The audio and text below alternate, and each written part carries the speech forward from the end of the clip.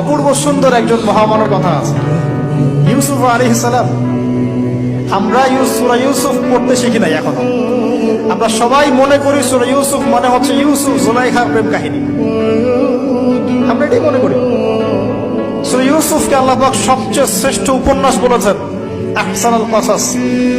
একটু গভীরভাবে পড়ে দেখবেন অর্থগুলো। এটা ইউসুফ জুলাইখার প্রেম কাহিনী নয়, এটা ইউসুফ আলাইহিস সালামের সাথে তার বাবার মহব্বতের কাহিনী। এটা পিতা আর সন্তানের মহব্বতের কাহিনী। এত মহব্বত যে সন্তান 20 বছর আগে হারিয়ে গেছে, যে সন্তান কূপ থেকে রাজপ্রাসাদে, রাজপ্রাসাদ থেকে জেলখানায়, জেলখানা থেকে আবার মিশরের গভর্নমেন্ট মানে পলিটিক্যাল পাওয়ার এসেছেন।